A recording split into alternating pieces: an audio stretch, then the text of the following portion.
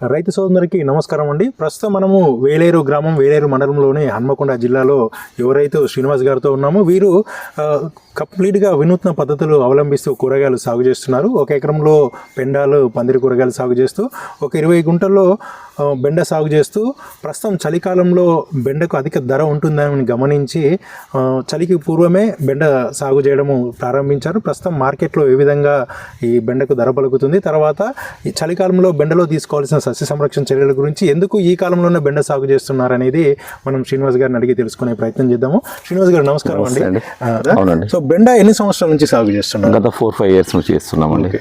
పర్టికులర్గా బెండ ఏ సమయంలో సాగు చేస్తుంటారు మీరు? మేము ఎక్కువ చలికాలమే ఎక్కువ సాగు చేస్తామండి. ఎందుకంటే రేరు ఆ టైంలో ఎక్కువ పంట రాదు. కాకపోతే ఏంటంటే మనం కొంచెం మెలకువలు పాటించి బెండ సాగు చేస్తే అధిక రేట్ వస్తుంది మాకు.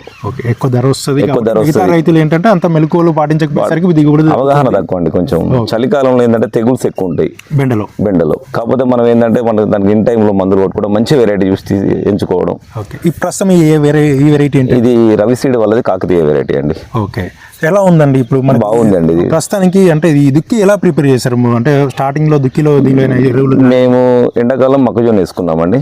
అది కట్ చేసి ఇన్ టైంలోనే మొక్కజొన్న వేసుకున్నాం, రోనిలోనే ఇన్ టైంలోనే కట్ చేసి మళ్ళీ ఏమంటే మేము దుక్కి వేసుకొని అడుగున ఒకసారి జింకు చల్లుకున్నామండి. ఒకసారి జింకు చల్లుకున్నాం, ఎందుకంటే కొంచెం ఎరుపు అనేది రాకుండా ఉండాలి. ఎందుకంటే అన్న ఉద్దేశం 20 గుంటలకి ఎన్ని కేజీలు జింకు చల్లు? ఒకటే 10 కిలోలు చల్లుకున్నామండి. అది ఎనఫ్ ఎక్కువనే అది. జింకు చల్లుకున్న తర్వాత అండి మేము విత్తనాలు పెట్టుకున్నాం. విత్తనాలు పెట్టుకున్నప్పుడు అడుగుపిండి ఏమీ వేయలేదండి. కాకపోతే ములిసిన తర్వాతనే మేము దానికి ఏం చేసినామంటే మన చనిపోకుండా బ్లైటెక్స్ ఒకటి కొట్టుకున్నాం ములిచినాక. ఒకరు అంటే ఒక 3-4 days లో మొలకెళ్తుందండి. వెళ్ళిన తర్వాత మారాకు వచ్చే ముందే మనం బ్లైటెక్స్ కొట్టుకోవాలి అందులోకి వెళ్ళినప్పుడు. ఎందుకంటే దానికి మోటాలిటీ తగ్గదండి, చనిపోవడం తగ్గుతుంది, ఆగిపోతుంది. తర్వాత ఏం చేసినామండి అంటే మనం ఒక 10 days వరకు మారాకు వస్తుంది కండి. అప్పుడు మేము కొంచెంగా డిఏపి వేసుకున్నామండి. మొత్తం ఈ 20 గుంటలకి ఎంత వేసారు? అంతా కొడితే 20-25 kgs వేసాము సార్. అంతే డిఏపి వేసారు, ఓన్లీ డిఏపి వేసామండి. తర్వాత మళ్ళీ మేము కల్టివేటింగ్ చేస్తూ అంటే దున్నుకున్నాం, అంతర్కృషి చేసుకున్నాం కలుపు నివారణ కోసం. తర్వాత మళ్ళీ కొంచెం డిఏపి ఆ రోజు కొంచెం లైట్గా యూరియా కలిపినామండి. బాగా ఏం కలపలేదు, కొంతవరకే కలిపాం. యూరియా డిఏపి మళ్ళీ 25 కేజీలు ఇచ్చారు. 25 కేజీలు ఒక 10-15 కేజీ దాకా యూరియా కలుపుకున్నామండి. అంటే ఒక ప్యాకెట్ వచ్చేసి 4 నుంచి 5 గుంటలు వచ్చిందండి. మీరు మొత్తం ఎన్ని ప్యాకెట్లు తీసుకున్నాం? మేము 4 ప్యాకెట్లు పెట్టామండి. ఇది 1 కేజీ తీసుకున్నాం. 1 కేజీ తీసుకున్నాం. అంటే మేము పాపులేషన్ ఎక్కువనే ఉండాలన్న ఉద్దేశంతో తీసుకున్నామండి. సో ఎందుకు పాపులేషన్ ఎక్కువగా ఉండాలి అంటే చలికాలం కొంచెం గ్రోత్ తక్కువ ఉంటుందండి. మళ్ళీ ఆకు కూడా మనకు కత్తెరాకు రావడం వల్ల కూడా సన్లైట్ కరెక్ట్ పడుతుందండి. తర్వాత ఈ దోమ మందులు ఎలాంటి మందులు పిచికారీ చేస్తున్నారు? దోమ మందులు అంటే మేము ఇప్పుడు ఈ టైంలో దోమ మందులు అయితే మేము ఫస్ట్ మిడా ఇచ్చామండి. మిడాక్లోఫ్రైడ్ ఇచ్చాం స్టార్టింగ్ స్టేజ్ లో అంతే. తర్వాత వచ్చేసి అక్షయ ఫర్టిలైజర్ లో మేము అక్కడ పెస్టిసైడ్ తీసుకొచ్చామండి. కొంత మళ్ళీ దీనికి ఒకటి ఏమవుతుందంటే ఇప్పుడు ఫంగిసైడ్స్ వస్తాయండి, తెగుళ్ళు ఎక్కువ వస్తాయి. బూడి తెగులు మొన్న సరోవర్ తీసుకొచ్చామండి. మొన్న స్ప్రేయింగ్ లో మేము వేరే వాటి కొరకు అక్రోబ్యాట్ తీసుకొచ్చాం, దాన్ని కూడా కొంత స్ప్రే చేయడం జరిగింది. 100 grams తీసుకొని ఇంకా వాటితో పాటు మిక్స్ చేసుకుంటూ దానిలో కలిసి అట్లా కలుపు కొట్టడం జరుగుతుందండి. మినిమం వీక్లీ అంటే ఒకసారి అన్న స్ప్రేయింగ్ ఇవ్వాలండి. చలికాలం ఏదో ఒకటి ఇవ్వాలండి. గ్రోత్ ప్రమోట్స్ కలుపుకుంటూ ఏదో ఒకటి ఇవ్వాలండి. ఎందుకంటే మనకు ఆకు నీట్ గా రావడానికి.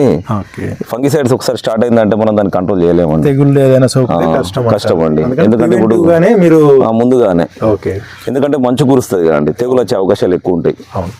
సో ఇప్పుడు ప్రస్తుతం ఈ వెరైటీ కాకతీయ వెరైటీ అన్నారు కదా, మిగతా రకాలకి ఇప్పుడు కాకతీయ వెరైటీకి తేడా ఏంటండి? ఈ 4-5 సంవత్సరాల మీ అనుభవం. ప్రస్తుతము వేణుగారు కూడా వచ్చారు, 8 సంవత్సరాలు. రండి సార్. కాకతీయ వెరైటీకి అంటే ఏంటండి, కత్తెరాకు వస్తుందండి. పైన కత్తెరాకు రావడం వల్ల సన్లైట్ కరెక్ట్ పడుతుందండి మొక్క మీద. మన పాపులేషన్ ఎక్కువ ఉన్నా కూడా మొక్క మీద సన్లైట్ పడుతుందండి. మళ్ళీ ఒకటి సైడ్ బ్రాంచెస్ కూడా ఎక్కువ డెవలప్ అవుతున్నాయి. మళ్ళీ ఒకటి ఏంటంటే పెన్సిల్ టైప్ ఉంటుందండి కాయ. ఇలా ఉండడం వల్ల మార్కెట్లో ఏమవుతుందంటే ఇది తొందర సేల్ అవుతుందండి, నీట్గా కనబడుతుంది. ప్లస్ ఈ గింజలు అనేవి కనబడవండి. గింజ శాతం తక్కువ ఉన్నట్టు అనిపిస్తుంది చూడే వాళ్ళకు. అది ఏమవుతుంది అంటే అండి, గింజ కనబడడం వల్ల మార్కెట్లో సేలింగ్ ఉండదండి. ఇది ఎంత మనం దాదాపు 4 days అయినా కూడా ఈ కాయ మనకు దాదాపు 7 ఇంచుల దాకా పెరిగినా కూడా గింజ అనేది కనబడదండి. 7 ఇంచుల వరకు పెరిగినా కూడా, అంటే 6 ఇంచులు 7 ఇంచుల వరకు పెరిగినా మనం ఒకవేళ మిస్ అయినా కూడా గింజ శాతం కనబడకపోయేసరికి ఏంటంటే మార్కెట్లో లేతకాయ లెక్కనే కనబడుతుంది అండి. అలా మనము దాదాపు 4 ఇంచుల నుంచి 5 ఇంచుల లోపే కట్ చేస్తామండి. ఎన్ని రోజులకు ఒకసారి కట్ చేస్తారు? ఇప్పుడు చలికాలం కాబట్టి అంటే 2 days తర్వాతనే కట్ చేయాలి. ఎండాకాలం అయితే డే బై డే కట్ చేయాలి. ఇది 2 days ఒకసారి 2 days తర్వాత 3 రోజులు కట్ చేయాలండి. ఎందుకంటే గ్రోత్ కొంచెం తక్కువ ఉంటుందండి, అంతమంది మనకి హీల్డింగ్ ఉంటుంది. ప్రస్తుతం మార్కెట్లో ఈ కాకతీయ బెండకాయ ఏ ధర పలుకుతుంది? 50 రూపీస్ మేము హోల్సేల్ ఇస్తున్నామండి రైతులు వాళ్ళకి మేము 50 రూపీస్ ఫర్ కేజీ ఇస్తున్నామండి. మంచి రేట్ అండి. 50 రూపీస్ బెండకాయ అంటే మంచి రేటు, చాలా లాభదాయకమైన రేట్ అండి. ఇప్పుడు సాధారణంగా బెండలు కోయడం కాయ కోయడం ఇబ్బంది అంటారు కదా? లేదండి, దీనివల్ల మనకి ఇది తొందరగా ఇరుగుతుందండి. ఇట్లా అనగానే ఇరిగిపోతుందండి. గ్రేట్. సో ఇప్పుడు మనకు ఈ బెండ ఎన్ని రోజులు మనకు కాయ నిల్వగా కాయ కోసుకోవచ్చు? ఎన్ని రోజులు కాయ తెంపడానికి? అంటే మనం తెగులు రాకుండా చూసుకుంటే మాత్రం మన హైట్ పెరిగే వరకు అంటే దాదాపుగా 60 నుంచి 50 కటింగ్స్ ఈజీగా కోయచ్చు డే బై డే. అది ఓకే. అంటే దాదాపు 120 డేస్ కోయచ్చు. 20 రోజులు కాయ కోయచ్చు. అంటే డే బై డే అంటే 60 కోతలు కోసుకోవచ్చు మేము. ఓకే. మంచిగా మెలకువలతో మెయింటైన్ చేస్తే. ఇప్పుడు మళ్ళీ అడుగు మందు ఏమి ఇస్తారండి? మళ్ళీ ఇప్పుడు మేము కొంచెం అమోనియా ఇస్తామండి. ఇప్పుడు ఓకే. ఎన్ని కేజీలు ఇస్తారు? అమోనియా ఒక సగం బత్త ఇస్తామండి, ఎక్కువ వద్దు. అంటే ఒక 25 kgs అమోనియా ఇచ్చుకుంటూ ఓకే కొంచెం లైట్గా 20 అన్న కలుపుతూ ఓకే లైట్ పొటాష్ కలిపిన పొటాష్ కూడా కొంచెం కలుపుతామండి. అందుకే మేము దున్నున్నాం ఇప్పుడు. ఓకే. ఇప్పుడు వేసి మళ్ళీ బోజ కొట్టేస్తే మనకు మళ్ళీ ఒక 25 days దాకా ఏది ఇవ్వకుండా అవసరం లేదండి. ఓకే. ఇప్పుడు మనకు బెండలో మేజర్ సమస్య ఈ పల్లాకు తెగులు సమస్య కదండి? అవునండి. ఈ కాకతీయ రకంలో ఆ రోగం ఏమైనా కనబడుతుందా? లేదండి, ఇప్పటి వరకు మీరు కూడా చూస్తున్నారు ఇక్కడ. మీరుంటే మీరే డయాగ్నోసిస్ చేసి చెప్తారు మాకు ఇది ఉన్నదని. మాకు ఇప్పటి వరకు అయితే కనవలేదండి. తెగుళ్ళని తట్టుకుంటుందండి. సో మనకి ఏంటంటే కాకతీయ రకం బెండ తెగుళ్ళని కానీ లేదంటే కాయ విరగడంలో కానీ మళ్ళీ మనకు గోంగూర లీఫ్ అంటారు. అదే మేము కత్తెరాకు అంటామండి.